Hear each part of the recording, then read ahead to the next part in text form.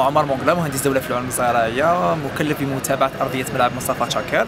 أنا نطمن الأنصار، نطمن الشعب الجزائري، نطمن الناخب الوطني، نطمن أيضا اللاعبين أنه الأرضية لن تتأثر وما تأثرتش ومش راح تتأثر إن شاء الله بالعوامل الطبيعية، خاصة الأمطار اللي تساقطت في الآونة الأخيرة، ولأنه عندنا سيستم دو دريناج يعني وفق معايير متطورة. يعني كانت عندنا تجربة وأنه طاحت ثلوج وطاحت أمطار وما تأثرتش الأرضية والحمد لله، ما كانش كاين ستاغناسيون دو، لأنه عندنا سيستم دو دريناج كما قلت أنه وفق المعايير متطورة، يعني نجمو نقولوا عليها أنها متطورة وذات جودة عالية، لأنه عندنا سيستم دو دريناج بلي فون دو سانتمون، يعني يمتص يعني ليسيفاج، يعني الماء يمشي خلال دقائق. الآن الحصة التدريبية هي ماشي على جال الأرضية، ربما كانوا متخوفين أن الأرضية يعني كشما بها، نو هي هو سون ديسيزيون تاع الناخب الوطني، وباش بالعكس باش يخلي الأرضية يعني في حالة جيدة، يخلي يعني الأرضية في حالة جيدة. يعني هي ماشي مشكل بالأرضية ولا ما كاش عندها حتى علاقة بالأرضية، ودرنا دياغنوستيك البارح،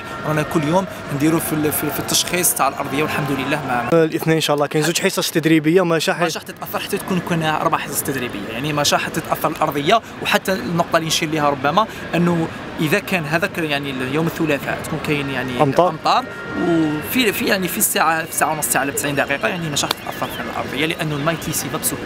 الله يحفظك، شكرا خويا.